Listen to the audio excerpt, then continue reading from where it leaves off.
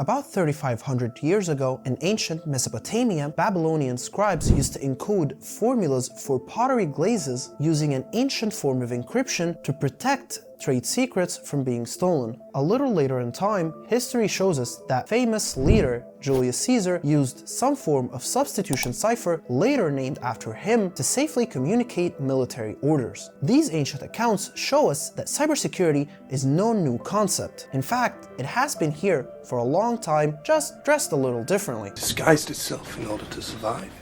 In its modern sense, cybersecurity did not really exist in ancient times. However, fundamental principles of securing information, protecting communication have been practiced for millennia. I want to take you on a little trip through time and see how cybersecurity evolved over time and why understanding this evolution is crucial. Let's take things a little bit closer to the modern age. Back to the future! The birth of the internet. Before we had the internet that we know today, we had something called ARPANET, or the Advanced Research Projects Agency Network. ARPANET was developed by the US Department of Defense, and it was used for computers in different locations to share data and resources. As any new invention, ARPANET was plagued with vulnerabilities, and it had many downsides. Lack of authentication, no encryption of any kind, and a lot, and I mean a lot, of security issues. All of these things highlighted the need for better security measures, like authentication, encryption, and access control. And so the spark was lit for the development of firewalls, encryption, and the rise of ethical hacking. After a series of innovations, ARPANET evolved into what we know as the internet today. Some of these innovations include the adoption of TCP/IP in 1983, which marked the foundation of the internet as we know it today, and expanded communication beyond just academic and military circles. Then DNS was introduced in 1984 and helped replace IP addresses with more human-readable names that you can learn about in this video if you want to. And finally, the introduction of the World Wide Web by Tim Berners-Lee in 1991. The removal of restrictions on commercial use of the internet enabled businesses to establish an online presence and sparked the rise of what we know today as hackers, who began targeting online banking, e-commerce websites, and corporate systems for financial gain. Cyber threats evolved alongside the growth of the internet. In the early days, threats like viruses, worms, and basic hacking attacks were limited to academic and government systems. Only the government could manage something like that. During the dot-com boom of the 1990s, website defacement, DDoS attacks, email spam, and phishing scams emerged, targeting e-commerce platforms and web servers. This is just the result of the internet going from a niche, government and academic tool to a globally accessible platform. Hackers targeted company websites, replacing content with their own messages, often to embarrass organizations or spread political statements or propaganda. Malicious mischief, vandalism, harassment, but that's all. This was the earliest known form of hacktivism. DDoS attacks became a thing. If you're not familiar with the concept of a DDoS attack, it's when attackers overwhelm servers or computers with a flood of traffic, causing them to crash and disrupting operations. Finally, all types of email spam and phishing scams were coming into the picture. Unsolicited emails often carried scams or deceptive content, and attackers began using that to steal sensitive information such as login credentials or credit card numbers. Keep in mind that this was in the 1990s, and cybersecurity education was not really a big thing back then. We did not know what we were getting into. So unlike now, people were not really educated about the topic and they were not really that aware. One of the most infamous cybersecurity figures of this era was Kevin Mitnick. Mitnick was a hacker who specialized in social engineering and exploiting computer weaknesses. We are talking about someone who managed to hack into the telecom giant at the time, Pacific Bell, now known as AT&T, and was able to steal the source code of many proprietary software from companies like Nokia, Motorola, and Sun Microsystems. His techniques and the impact of his actions epitomized the vulnerabilities of the time. And if you're wondering what happened to the guy after he did all that, he was actually arrested after a 2-year manhunt by the FBI. But after serving his time, he actually became a cybersecurity consultant, educating organizations on protecting themselves from the vulnerabilities and the threats that he once was a part of. Hey, that's one of the good guys.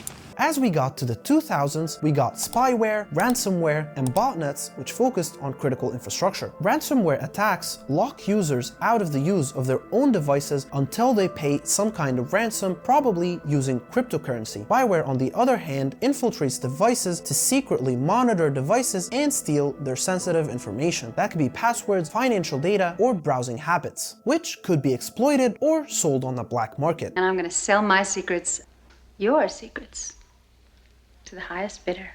We also saw the birth of botnets. Botnets are networks of infected devices that are used by attackers to carry out some type of attack, such as distributed denial of service attacks that we talked about before. They can also be used for spamming and fraud. Finally, in today's time, cybercriminals use cutting-edge technologies to execute sophisticated attacks that target various aspects of the digital world. Cloud platforms have become a prime target for attackers to exploit weaknesses in configuration and weak access controls to steal sensitive data or disrupt operations. Also, the introduction of IoT devices introduced another layer of risk, as these are usually poorly secured and easy to exploit. Additionally, social engineering techniques such as phishing emails, fraudulent calls, and fake websites are increasingly refined, exploiting human trust. Finally, advanced persistent threats, or APTs, represent one of the most sophisticated forms of cyber attacks, typically carried out by highly skilled actors, often with nation-state backing. But that would likely require the resources of a nation state. APTs focus on infiltrating networks and staying there for a long time without being detected to steal any kind of sensitive information. They are sneaky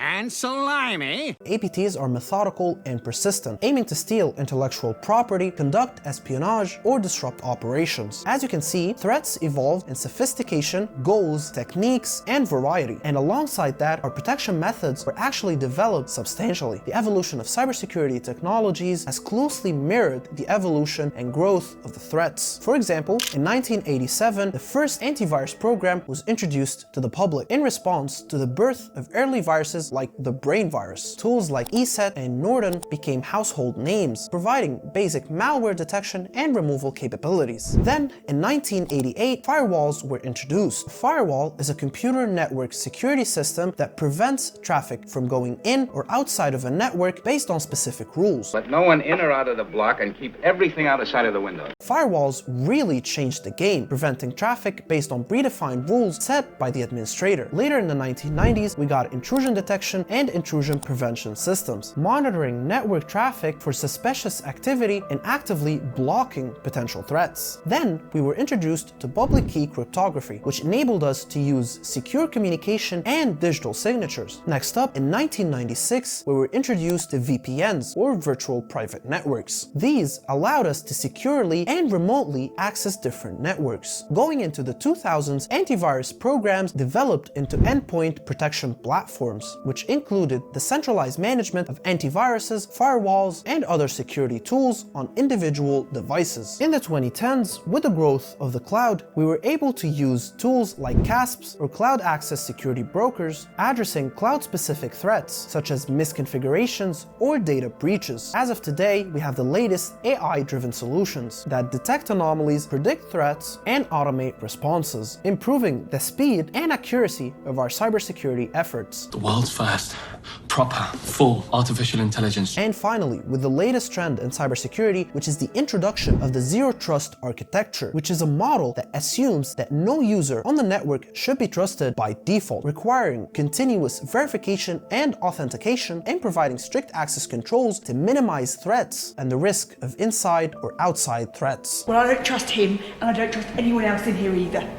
Each of these technological milestones represents a response to the growth of cyber threats, driven by the need for greater efficiency and effectiveness. As attackers develop more advanced techniques, cybersecurity technologies also evolved to stay ahead of the game. Last but not least, there's also a huge legal part to this. Governments worldwide have created regulations to protect critical infrastructure, businesses, and individuals from cyber threats. For instance, the EU's General Data Protection Regulation, or GDPR, GDPR enforces strict data protection standards, while the US's Cybersecurity Information Sharing Act, or the CISA, encourages public-private cooperation in threat intelligence sharing. Efforts like the Budapest Convention on Cybercrime, Interpol's cybercrime programs, and the UN's Cybersecurity Initiative promote collaborative laws, cross-border investigations, and capacity building. That does not come without its challenges though. Geopolitical tensions and differing legal frameworks still remain as significant obstacles. The journey through the history of cybersecurity reveals an ever-evolving battle between innovation and exploitation, from ancient ciphers to modern-day encryption, and from the first known virus to sophisticated ransomware and advanced persistent threats. Cybersecurity has continually adapted to meet the challenges of the rapidly growing digital landscape. As technology advances, so too must our defenses, fueled by innovation, global collaboration, and a commitment to always stay one step ahead of cybercriminals. Alright, this brings us to the end of the first episode of our Unveiled series, where I talk to you about different topics in the cybersecurity and tech-related world. But this was just scratching the surface. If you want to learn more about any specific topic or trend, let me know down in the comments. Don't forget to hit the like button, make sure to subscribe to the channel, and activate the notification bell so you don't miss the next episodes of the Unveiled series. See you in the next one.